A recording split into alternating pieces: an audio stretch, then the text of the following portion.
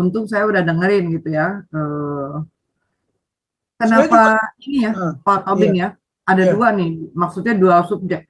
Kenapa Refli Harun kan udah ngomong begitu, memprovokasi seperti begitu. Juga Jenderal Sunarko ini gitu loh. Itu kan dia kan mengajak orang, seperti provokator kan. Kenapa nggak ditangkap aja ya Pak ya? Itu dibatasi sehingga dia masuk ke killing ground, namanya di daerah pembantaian. Ini belum dibantai, nanti dia dibantai. Biarkan kita tahu dulu kan, gebrak-gebrak rumputnya biar keluar semua ular-ular beludak. Ini kan baru berapa orang yang keluar ular beludaknya ini. Tapi kalau kita tanya ya, mengapa mereka yang demonstrasi? Kemana yang lainnya? Wah, reformasi. Kayaknya waktu Egy Sujana ngomong sama memprovokasi begitu beberapa tahun yang lalu dia sempat masuk tuh, perasaan Siapa? saya ya, kalau saya tidak salah ya.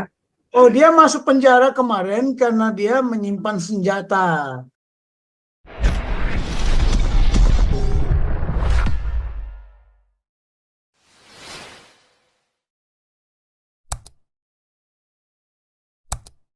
Saya tanya, silakan. Shalom Pak Tobing, shalom Pastor. Ya. Saya mau nanya itu tentang Jenderal Sunarko, tapi semalam kan Pak Tobing masuk. Saya ketiduran tuh Pastor ya. Jadi saya dengerin lagi tadi. Iya, makanya saya panggil-panggil suruh doa, nggak tahu tidur. Iya, saya ketiduran capek sekali gitu. Untung saya udah dengerin gitu ya. Kenapa ini ya, Pak Tobing ya? Ada dua nih, maksudnya dua subjek. Kenapa Refli Harun kan udah ngomong begitu, memprovokasi seperti begitu. Juga Jenderal Sunarko ini gitu loh. Itu kan dia kan mengajak orang, seperti provokator kan. Kenapa nggak ditangkap aja ya Pak ya? Gitu. Biarin. Jadi begini, Bu Helen. Ya, ada strategi, ya. Biarkan aja dulu dia mau bermanuver dengan segala macam cara. Tapi nanti itu manuver dia itu dibatasi. Sehingga dia masuk ke killing ground, namanya di daerah pembantaian. Ini belum dibantai, nanti dia dibantai. Biarkan kita tahu dulu kan. Gebrak-gebrak rumputnya biar keluar semua ular-ular beludak. Ini kan baru berapa orang yang keluar ular beludaknya ini. Tapi kalau kita tanya ya, mengapa mereka yang demonstrasi? Kemana yang lainnya? Iya, itu sebelumnya Pak Sunarko ini mendukung 01 ya? Karena nggak kelihatan gitu. Sunarko ini apa? 01 apa 03 ya? 01. Oh, pantesan. Sepertinya 01 deh gitu. Pantesan ya. Ngomongnya udah kasar. Ya 01. Oke, ya. Jadi apa yang mau ditanyakan Pak Helen? Bu Helen? Iya itu. Kenapa Sunarko nggak ditangkap gitu loh? Kenapa nggak ditangkap dua-duanya? Sunarko sama si Refli itu. Kan undang-undang supersipnya udah nggak ada, Bu Helen. Iya. Dibiarkan aja dulu, nanti dia akan masuk ke jurang sendiri. Ngapain? Ya kan? Undang-undang subversinya itu udah nggak ada sejak kapan, Pak Tobing? Wah, reformasi. Kayaknya waktu Egy Sujana ngomong sama memprovokasi begitu beberapa tahun yang lalu dia sempat masuk tuh. Perasaan saya ya, kalau saya tidak salah ya. Oh, dia masuk penjara kemarin karena dia menyimpan senjata. Karena kan sudah diatur tidak boleh menyimpan senjata kita di Indonesia. Lain di Amerika, di kita nggak boleh. Ya. Dan bagi saya pun ngapain saya simpan senjata di rumah?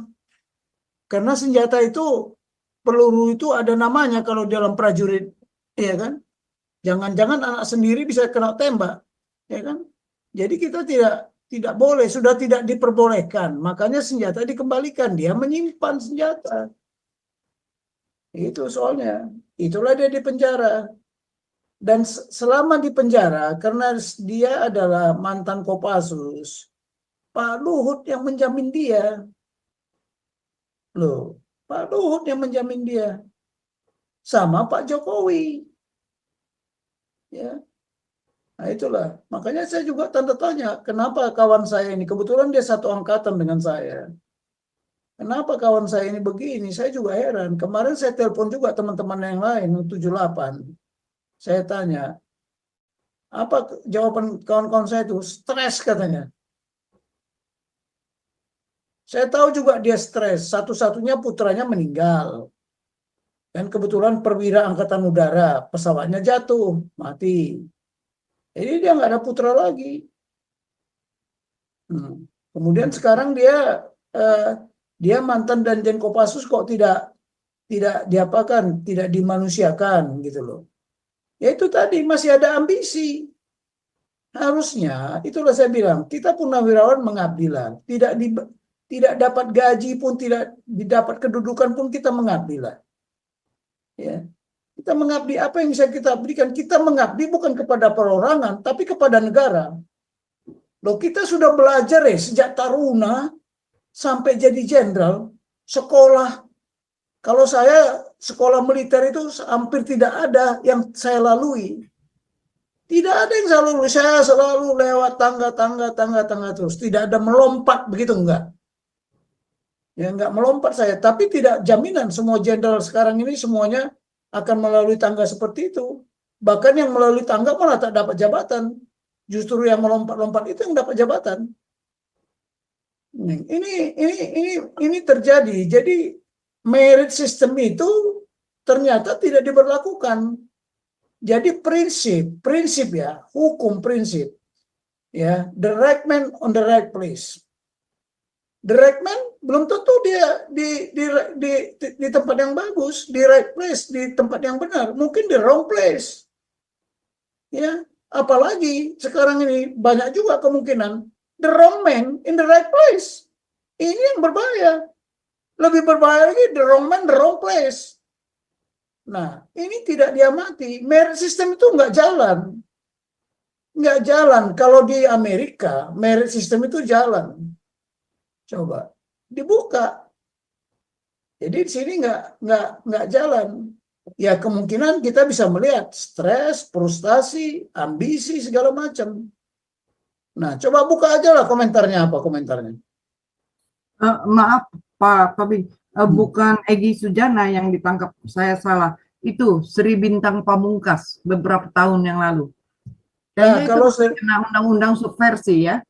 Ya, kalau Sri Bintang Pamungkas waktu itu dia mau menjadi presiden. Kebetulan Sri Bintang Pamungkas itu adik Sri Edi Suarsono, suaminya Ibu Hatta. Suami Ibu, anaknya Pak Hatta, Ibu Mutia Hatta. Nah, waktu itu dia saingan. Wah, itu panjang ceritanya lah, itu rahasia. Mengapa Pak Sri Suarsono juga dia sebagai ketua Bappenas juga tidak mendukung Pak Harto waktu itu. Nah, itulah. Ya, itu ada cerita sendiri. Tapi ini kawan saya ini di penjara gara-gara menyimpan senjata. Ya kan dia dijamin sama Pak Luhut karena Pak Luhut kan Kopassus. Ya ada korps lah, jiwa korps. Kemarin saya tanya teman di sana, dia bilang kami tidak menghargai dia lagi sebagai seorang Danjen Kopassus. Hari ulang tahun ada acara-acara di Kopassus tidak diundang lagi dia. Mungkin itulah membuat dia senewan mungkin kan. Saya juga nggak tahu. Memang kejiwaan bisa terganggu ya. Apalagi biasanya orang dihormati, apalagi namanya Danjen Kopassus itu, wah orang tidak semua orang bisa jadi Danjen Kopassus. Ya, anak Pak Panjaitan, Hotma Panjaitan, itu juga Kopassus. Seharusnya dia yang pantas jadi Danjen Kopassus. Tapi tidak. Kenapa? Kenapa? Enggak ada apa-apanya Sinarko ini dengan Hotma Panjaitan. Enggak ada apa-apanya. Ya, enggak ada apa-apanya. Tapi kenapa? Saya juga dulu tanda tanya, loh kok dia Padahal sekolahnya pun nggak lengkap. Tidak selengkap saya. Dia seskoat, tapi tidak seskogap. Bayangin, dia lahir 53, lebih tua setahun dari saya, anak Medan. Dia orang Jawa tapi jadel. Ya, tahun 53 dia lahir. Kami baik sebenarnya, tapi saya juga gimana ya? Karena kami nggak pernah kumpul-kumpul lagi.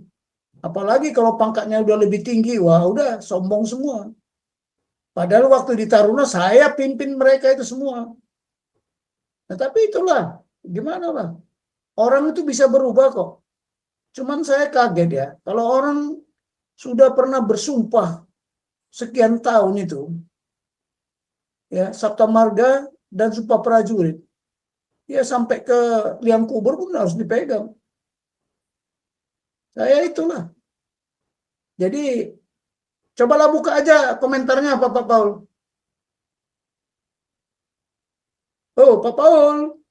Jadi itulah Bu Ellen. Yang mana? Itu ada kan Danjen Kopassus ini. Ex Danjen Kopassus. Yang panjang ini. Udah Pak Paul. Jadi pertama ya, dia ngomong dia benci nepotisme. Dia nggak akan Danjen Kopassus kalau nggak gara-gara nepotisme. Karena ponakan dia, istrinya Panglima, ponakan kandung, kakaknya punya anak wanita, ya, Mbak itu, istrinya Panglima TNI. Kan ketika Panglima TNI dia naik pangkat cepat sekali tuh, jadi Kasdip, terus jadi ada lagi tadi yang nggak diucapkan, jadi Kasgar dulu, baru Kasdip, baru Pangdam. Kasdip Danjen Kopassus, baru Pangdam. Dalam waktu 1 tahun, berapa jabatan dia lalui? Karena memang sudah mendekati pensiun, dia lebih tua, 53. Padahal Panglima kelahiran 52. Pak Joko Santoso waktu itu. Ya, sebenarnya dia mengambil alih yang menjadi hak orang lain. Dia juga nepotisme kok. Nggak ada lah pejabatnya nepotisme. Kalau saya nggak apa-apa nepotisme itu, asal pendekatannya profesional. Ya semua kan pejabat ini, siapa bilang kalau nggak ada nepotisme? Apa nepotisme itu harus anak kita, harus darah kita? Oh tidak, sahabat kita pun bisa kita bilang nepotisme. Tapi dengan catatan pendekatannya profesional gitu loh. Nah sekarang kan dia tadi ditangguhkan kan atas apa? Permintaannya Luhut. Makanya Luhut ini, aduh kasihan juga saya lihat Bang Luhut ini. Kemarin kejebak juga dia. Dia ngomong pengkritik supaya keluar. Ya kan, tujuan dia siapa? Si Refli Harun itu yang digombalkan. Kan karena Refli Harun pernah jadi komisaris BUMN. Kan diberhentikan dia. Makanya dibilang, kau selama jadi BUMN itu pencuri juga kau, katanya Pak Luhut kan. Nah sekarang pendukungnya maki-maki lagi Pak Luhut. Sebenarnya diamkan aja. Biarkan aja dia giring dan bumerang semua nanti kepada dirinya sendiri. Katanya ahli tata negara. Bagaimana dia menata negara? Coba buka di sini di apa ini? Di YouTube kita beradu lah bagaimana dia menata negara. Ya. Nah, coba buka waktu Prabowo diumumkan menang, terus ada apa ke GBK, dia hadir di situ. Coba buka, masih ingat nggak? Saya melihat, wah ini orang kok hadir juga. Bahkan dibilang Pak Prabowo, Refli Harun, katanya gitu. Oh sekarang dia minta 02, dia apa kan? Kan aneh-aneh, ini manusia ini nggak pernah. Jadi jangan-jangan lahirnya sio ular, mulutnya cabang 2. Ya. Tapi ini kita udah tahu sekarang siapa ular beludak di negara ini. Udah tahu kita ular beludak di negara ini. Ya itulah Bu Ellen kan. Tadi udah terbukti kan. Saya nggak tahu kan. Tapi di situ dia Pak Luhut sendiri minta ditangguhkan. Coba. Sementara yang lainnya ada yang mau nolong dia. Nggak ada. Dia dulu juga di Partai Gerindra. Saya tahu juga mereka keluar dari Gerindra. Saya tahu banyak teman saya di situ. Yang ya katakanlah alumni Kopassus. Pada keluar juga karena nggak kuat mungkin mentalnya. Tapi itulah Pak Paul yang bisa saya komentari ya. Ya, saya juga sebenarnya nggak sampai hati lah mengomentari itu. Tapi ini bahaya menghasut negara begini. Tapi tadi saya tanya teman-teman saya yang mantan di Kopassus itu, saya bilang, kenapa begini teman kita ini? Ya itulah, frustasi. Sekarang ada acara di Kopassus nggak akan diundang lagi dia, sudah blacklist. Bayangin seorang Danjen loh.